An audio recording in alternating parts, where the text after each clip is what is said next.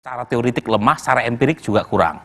Misalnya kalau kita lihat data, ya sekarang PDI Perjuangan unggul dengan hanya perolehan 16%. Tahun 99 PDI Perjuangan unggul dengan 33,74%. Jadi dalam sejarah kita pasca reformasi, hanya sekarang di mana partai pemenang cukup dengan modal 16%, dia menjadi pemenang. Sementara PAN yang pasti lolos di atas 4%, yang menempati peringkat paling rendah ya dari sisi popular vote, itu selisihnya hanya 9% dengan partai pemenang. Jadi terjadi mediokerisasi partai-partai. Mediokerisasi. Jadi partai-partai makin lama makin ke tengah dan tidak ada beda antara partai yang paling banyak suaranya dengan partai yang paling sedikit suaranya tapi lolos. Tipis. Dan karena sistem parliamentary threshold gagal untuk menyederhanakan sistem kepartian kita, sementara sistem presidensial sudah sangat kuat, maka perlu cara lain yang lebih demokratis dan tidak melanggar aturan. Nah, salah satu temuan studi yang menurut saya menarik untuk kita kupas adalah mengapa partai-partai itu cenderung ke tengah, perbedaan satu partai dengan partai lain cenderung mengecil, itu karena distrik magnitude yang terlalu besar. Terlalu besar di Mas. Jadi ada 3-10 kursi per dapil dan itu mengakibatkan partai-partai yang lolos PT makin banyak. Jadi mungkin bisa diperbanyak dapilnya, diperkecil distrik magnitude-nya. Oke. Tapi saya tahu kalau ini diusulkan, kemungkinan juga akan ditolak oleh partai menengah ke bawah. Jadi memang tidak ada yang bisa memuaskan semua orang. Baik. Harus ada keputusan yang diambil yang paling sedikit mudorotnya, paling besar maslahatnya. Oke, baik. Chris, silakan. Ya, kalau terkait PT, semangatnya saya pikir yang penting agar yang diuntungkan adalah masyarakat, Mas. Jadi agar sesedikit mungkin suara sah terbuang itu bisa terjadi. Kita tekan, entah gimana rumusannya silakan nanti dibahas sama-sama oleh teman-teman di DPR. Tapi saya ingin menggunakan kesempatan terakhir ini untuk balik ke Sirekap, nggak apa-apa ya Mas Budiman ya. Jadi ini ada data yang juga sudah beredar di media sosial, betapa banyaknya perbedaan antara suara real hasil C Plano dengan total suara di Sirekap begitu ya. Dan ini tidak terjadi pada PSI saja, artinya memang ada sesuatu di dalam sistem yang perlu kita perbaikin sama-sama. Saya cuma mau ingin mengambil contoh ya supaya Mas Ferry ini nggak bilang PSI doang nih gitu ya. Ini mohon maaf di sini datanya yang beredar ada 3 partai, ada P3, ada Nasdem dan juga Perindo. Sampai dengan kabupaten, kecamatan, TPS nomor berapa juga ada. Misalnya aja di dapil, ini P3 ya, dapil Banten, Kabupaten Pandeglang, Kecamatan Angsana, Kelurahan Cikayas, TPS 01. Suara real hasil C Plano 0, suara di Sirekap 19. Dan seterusnya kalau mau dilihat itu banyak banget ke bawah gitu ya. Kemudian nanti saya bisa share ke Mas Ferry habis ini kalau mau ngelihat supaya percaya bahwa ini nggak bohong. Kemudian Nasdem sama juga di Sulawesi Selatan, Kabupaten Bantaeng, Kecamatan Bantaeng, Kelurahan Lamalak, TPS 5, suara realnya di hasil C Plano 47, total suara di Sirekap 52 dan ini banyak banget ke bawah datanya. Kemudian Perindo juga sama. Di Sulawesi Selatan, Kota Makassar, Mamajang, Kelurahan Parang, TPS 8, suara realnya 4, suara di Sirekap 25. Bahkan di Kota Makassar, Kecamatan Mariso, Kelurahan Bontoranu, TPS 6, suara realnya 0, total suara di Sirekap 222. Gitu ya. Jadi ini banyak nih, nanti saya share datanya kalau Mas Ferry berkenan gitu ya, bahwa memang ada sesuatu yang perlu diperbaiki, niatannya baik ya supaya masyarakat bisa mengakses informasi dengan lebih cepat, tapi namanya sistem yang baru kan tetap perlu ada penyempurnaan. Dan sebaiknya kita jangan berburuk sangka apalagi membangun narasi-narasi yang saya pikir semudah itu ya lidah tidak bertulang, begitu gampang berucap, tapi yang kena dampaknya itu sangat-sangat dirugikan oleh narasi negatif dan fitnah. Terima kasih. Baik, Awi, silakan. Ya, makasih. Sebelum ke PT tadi ada yang harus diklarifikasi. Makanya kami sampaikan bahwa data Sirekap itu bukan hasil pemilu. Tapi masalahnya banyak anomali di situ. Kalau di matrik itu akan terlihat partai mana yang memiliki anomali paling besar. Contoh misalkan di Kabupaten Subang, satu kabupaten itu saya menemukan 100 TPS gitu. Dan di P3 di Tojo Una-Una itu dapat angka suara 3. Tapi hilang 0. Jadi saya tidak hanya memotret partai yang bertambah, tapi P3 yang 3 suara jadi 0.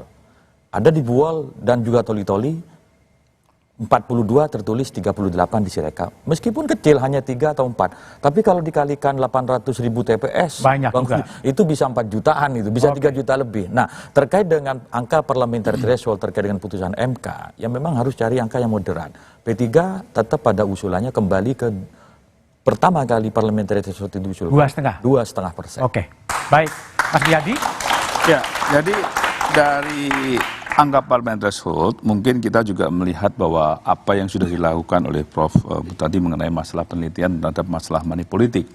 Nah, apakah kaitan money politik ini juga terkait juga dengan parliamentary threshold? Tidak hanya penggelembungan, tetapi kalau kita melihat di sini bahwa ternyata partai-partai yang sudah besar dan untuk partai untuk mencapai 4% itu tentunya juga mereka banyak menggunakan permasalahan money politik yang disampaikan oleh Prof. tadi. Nah, hal tersebut inilah yang membuat kita bahwa apakah memang parliamentary threshold itu dengan angka yang memungkinkan untuk dicapai tetapi sulit dicapai sehingga terjadilah money politik yang sekarang semuanya dikeluhkan oleh teman-teman semuanya. Ini bahwa money politik yang saat ini sangat-sangat boleh dikatakan lebih berat lah atau lebih berat dilakukan oleh teman-teman di lapangan mengenai masalah money politik ini. Nah, ini perlu ada satu penyempurnaan mengenai masalah bagaimana apakah parliamentary threshold ini nantinya dengan diturunkan apakah bisa mengukis daripada money politik atau kalau dinaikkan itu juga tidak menjadi money politiknya juga akan turun karena memang bagi partai-partai yang baru untuk mencapai itu adalah suatu hal yang sulit bagi. Baik. Nah, ini makanya perlu penyempurnaan daripada tidak hanya undang-undang pemilu tetapi undang-undang partai politik pun harus ada penyempurnaan. Oke, Mas Jarod. Ya. Ini sebenarnya pintu masuk ya untuk menyempurnakan sistem politik dan sistem demokrasi kita secara keseluruhan. Jadi banyak undang-undang yang terkait. Misalnya kita tadi sepakatin bahwa partai politik harus lebih kita sederhanakan. Kemudian sistem pemilunya itu juga harus lebih sederhana. Tadi berbagai macam carut marut ya, berbagai macam kasus yang disampaikan oleh Mas Ferry, Mbak Grace, Mas Awi itu menunjukkan bahwa sistem pemilu kita ini sangat rumit dan sangat kompleks dan rawan terhadap kecurangan. Rawan terhadap kecurangan. Ya, oleh sebab itu ini perlu kita sempurnakan. Supaya berkelanjutan ya, supaya berkelanjutan dan ini juga terkait dengan berapa parliamentary threshold itu ya. Baik. Ini menjadi penting karena sekali lagi Mas Budiman yang menjadi tujuan kita adalah bagaimana pemilu ini bisa mencetak pemimpin yang betul-betul baik, jujur, komitmen, amanah dan bukan pemimpin yang korup yang menyengsarakan rakyat. Baik. Jadi keselamatan rakyat yang menjadi baik, tujuan. Bang Doli.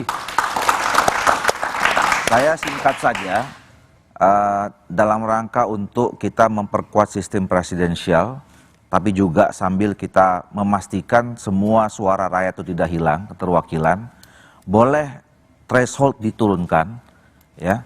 Tetapi setidaknya saya melihat ada dua hal yang menjadi syaratnya yang mengikuti perubahan itu. Pertama sistem pemilunya, ya. Kalau saya pribadi mengusulkan mungkin kita sudah mulai mengkaji sistem pemilu mix campuran ya, antara proporsional dengan distrik, ya. Sehingga, nah itu yang pertama. Yang kedua adalah dengan mempersempit distrik magnitudenya. Jadi besaran kursi per dapil itu lebih sempit. Nah, kalau ini semua bisa dikaitkan, bisa semua sinkron, saya kira untuk mencapai dua tadi bisa tercapai. Bisa tercapai. Oke, Nis? Ya, saya rasa ini momentum ya Mas untuk membenahi semuanya. Jadi Mahkamah Konstitusi itu sebenarnya ada beberapa putusan yang terkait dengan variabel sistem pemilu. Barusan ambang batas parlemen, sebelumnya soal penataan dapil. Nah ini momentum untuk dibenahi. Nah tapi memang kata kuncinya adalah harus segera dilakukan. Karena kalau nanti gitu ya, pengalaman membahas revisi undang-undang pemilu tuh hampir 2 tahun. Dan mayoritasnya berdebat tadi tuh, ini ambang batas mau naik, mau turun, mau terbuka, mau tertutup. 2017 itu bahkan sampai di voting di paripurna, karena nggak ketemu nih di komisi nggak ketemu konsensusnya. Jadi harus dilakukan dari awal. Dan tadi karena kita menggunakan sistem pemilu proporsional, harapannya hasil pemilu kita juga proporsional. Oke, Bung Ferry? Ya, Saya pastikan bahwa seluruh partai politik mengalami kerugian dengan sistem yang berantakan ini. Tetapi tidak banyak partai yang mendapatkan keuntungan sehingga angkanya meroket. Tapi yang ingin saya katakan ini bukan soal suara partai Mbak Grace atau suara partainya Mas Awi. Ini suara pemilih yang penting untuk menentukan siapa perwakilan mereka ke depan yang sesungguhnya. Kita tidak akan sampai ke poin itu jika kemudian hanya terfokus kepada perbaikan sistem pemilu dan lupa sistem itu digerakkan oleh siapa. Jangan sampai kita lupa untuk memperbaiki sistem partai politiknya. Sampai hari ini penelitian kami menyebutkan tidak ada partai sungguhan di Indonesia. Yang ada adalah perusahaan keluarga yang disebut dengan partai politik. Perusahaan keluarga yang disebut sebagai partai politik. Karena pola pengelolaan partai lebih banyak berbasis kepentingan keluarga dibandingkan kepentingan masyarakat luas. Dan kami yakin kalau ini diperbaiki sehingga betul-betul menjadi partai politik yang sesuai dengan kehendak konstitusi, saya yakin pemilu kita juga akan membaik. Sayangnya MK memberikan waktu yang tidak cukup untuk memperbaiki sistem ini agar betul-betul baik.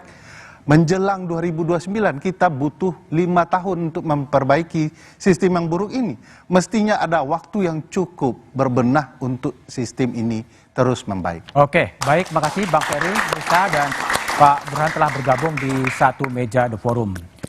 Ambang batas parlemen yang kini diributkan hanyalah sekedar permainan numerik elit politik.